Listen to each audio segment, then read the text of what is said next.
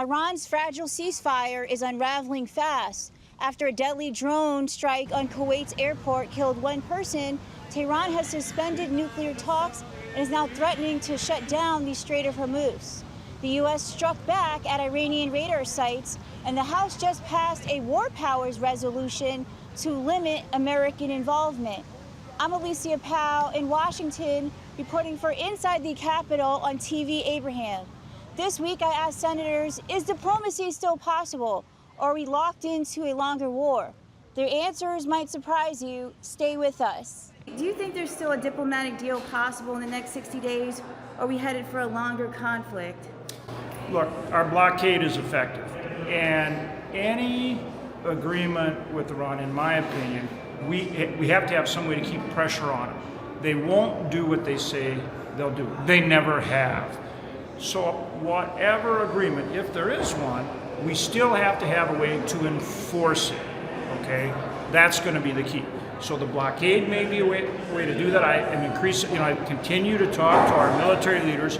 How do we make our blockade more effective so that we can keep Iran stymied, right? But still have the Strait of Hormuz open to everyone else. That puts more pressure on Iran and yet opens up the strait to help with energy prices and international shipping. So my point is, however we do this, we've got to keep pressure on Iran because they lie. They won't do what they say they're going to do. It seems like this can go on inevitably unless there's more strikes or some.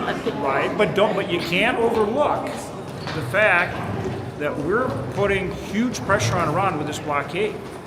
So, we always want things to happen fast in America. We're action-oriented. But this blockade is putting pressure on Iran every day. We can keep doing that and find a way to open up the strait for other traffic that keeps the pressure on them and relieves pressure on us and our allies. So, that's my point, is you can't just take Iran at their word. You have to have an ability to enforce whatever agreement we get to. Well, we need to spend our defense dollars far more wisely. It's not exactly like this is a surprise that Iran has low technology drones and our response is blowing them out of the sky with $1 million plus missiles.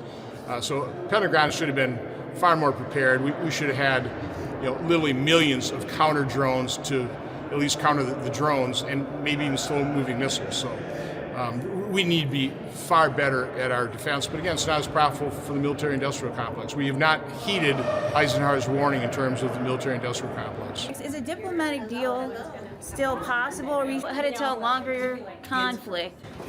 That's really up to President Trump, because he's not bringing the deal to Congress and saying, what do you think? Should we do it if it's this or that?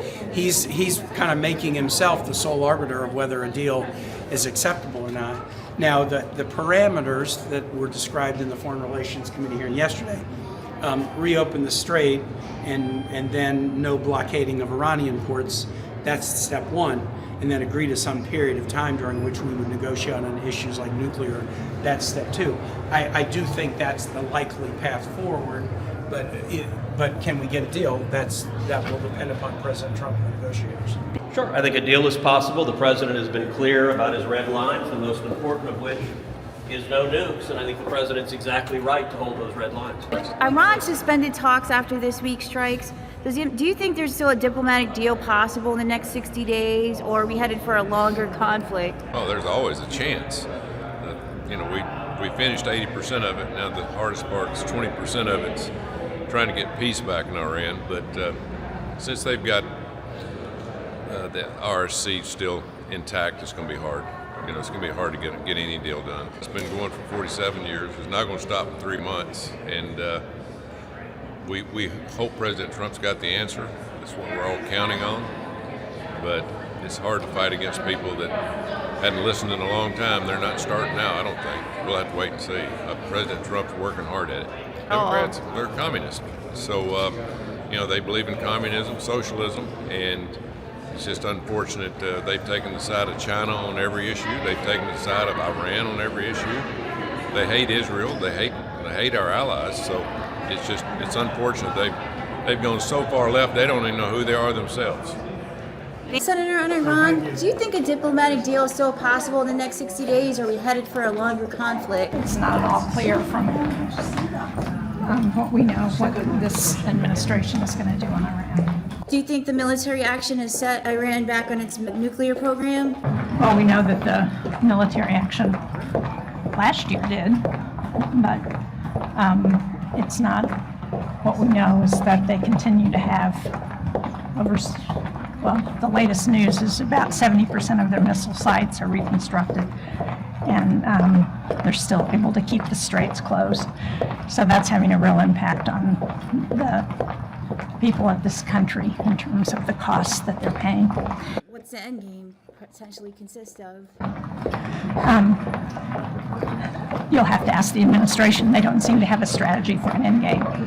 Iran suspended talks after this week's strikes. Do you think there's still a diplomatic deal possible in the next 60 days? I do. Or are we headed for a longer conflict? No, I'm hopeful that there is. I know the president is committed to that, and I think the military success is opened the door for the diplomatic solution, and that's where we're at. I'm Alicia Powe in Washington for TvAbraham.